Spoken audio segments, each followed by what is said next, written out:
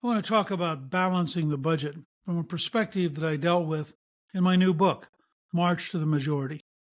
I have an entire chapter about someone who is truly a historic figure, who I think isn't recognized by enough Republicans as a leader who changed history, and that's Congressman Jack Kemp.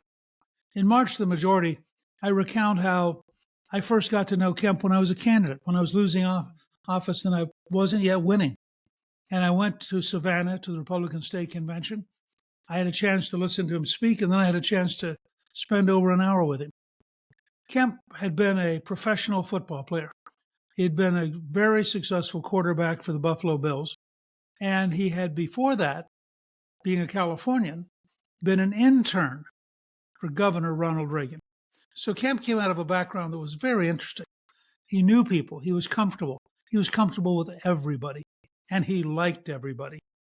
Jack was one of those people that he was gregarious, he was fun, he was energetic, he was a force of nature. He reminded me a lot of Theodore Roosevelt, about whom it was once said that he wanted to be the bride at every wedding and the corpse at every funeral because he wanted attention. Well, Jack was like that. He was constantly energetic, buoyant, and he really had a great passionate desire to help people. I've never seen anyone who was more deeply committed to reaching out and helping people. And coming from Buffalo, he understood the problems of working class Americans who were watching their jobs die, the problems of people who were trapped in poverty. And he wanted really to do something about it. He came upon the concept of supply side economics, something which was being really redeveloped. It had actually occurred before World War I as general economics, and then had gradually been replaced by a government focused demand side model that doesn't work, isn't working today, has never worked. But it had become intellectually acceptable because demand side economics allows economists to think that they're superior, allows them to tell the rest of us how we should behave. Supply side economics is just the opposite. It says the less government, the lower taxes, the more incentives, the more likely you are to produce goods and services. And that means you'll mop up inflation because people will have more. They'll have a greater ability to buy gasoline, a greater ability to buy a car, a greater ability to buy food. And as a result, the extra goods and services, the supply side, will absorb the inflation. A very almost opposite position from the current Federal Reserve, which is trying to punish the American people by forcing higher and higher interest rates, killing the housing industry, gradually forcing people into bankruptcy. It's a really anti-popular, anti-people kind of approach. Well, Kemp was the other way. He used to say, you want to know how long it takes to turn around people? He said, I'll tell you what. You go outside, I'll drop $5 on the sidewalk. Let's see how long it takes somebody to pick it up. It's instantaneous. And if I give you an incentive, you start to change your behavior immediately. Well, coming out of that model, Jack went and wrote a bill, which Senator Roth and the Senate co-sponsored, called the Kemp-Roth Act. It had a 3-year tax cut designed literally to cut all income taxes by 30%. And in 1978, Republican National Committee Chairman Bill Brock decided that he was going to wage the campaign on the Kemp model of cutting taxes, creating economic growth, fighting inflation. Now, Carter was in the middle of leading us into a total disaster.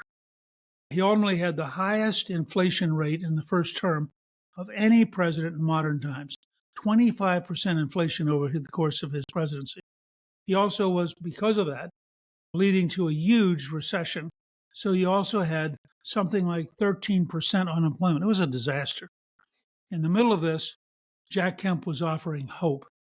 And because of that hope, he was basically saying, look, if we get people working again, if we get people investing again, if we get entrepreneurs inventing, then the future is going to be better. We're going to have a lot more money. And when we have a lot more money, if we'll simply control our spending, we will get to a balanced budget. I would argue that Kemp changed the party. He opened us up to minorities. He was sensitive to the idea that all Americans should have a role in the future. He designed a street-oriented, practical, common-sense, conservative language that everyday folks could pick up on. And he did it with such enthusiasm, such goodwill, such cheerfulness, and also such competitiveness. He had been, after all, a remarkable professional football player. He wasn't physically that big. He has one of the things I've always liked about Jack. He had in his office a life-size portrait of a gigantic defensive lineman up off the ground. The guy must have weighed 320, 330. Looked like an ocean wave coming right down on top of Kemp. Kemp is ignoring him and completing a pass, knowing that this guy is about to just hammer him. And I thought it was perfectly Kemp-like. He was dedicated to the mission, focused on the mission, loved the competition, and didn't mind occasional rough and tumble. The result was he had, I think, the biggest impact of any Republican in the 70s and 80s other than Ronald Reagan. And Jack Kemp is the person I know personally who went out to see Reagan, because Jack and I talked about it. I'd become a congressman. I was, in many ways, really his disciple. And we were partners. He was, obviously, I was the junior partner. And he was going to go and have lunch at the ranch with Ronald Reagan and say, Governor, if you'll campaign on a 3-year tax cut and you'll campaign on supply side economics, I'll be the national chair of your campaign. But if you don't want to, then I'm going to run myself, because somebody should run in favor of tax cuts and economic growth and a better future. Jack came back very, very happy. They'd had a great lunch.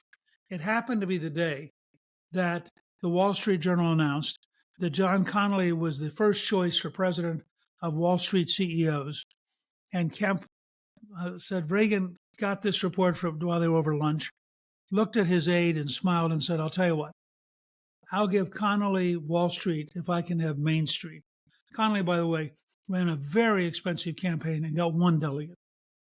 Reagan ended up as the nominee because he understood the American people. So I think we can get back to a balanced budget. We can do it in part by following Reagan and Kemp. Lower taxes, less regulation, more entrepreneurship, more economic growth, more take-home pay, more people at work earning a better living and a better future. It's a key component of getting to a balanced budget. And in March to the Majority, I outline how we did it and how we became the only group in your lifetime to balance the budget for 4 straight years.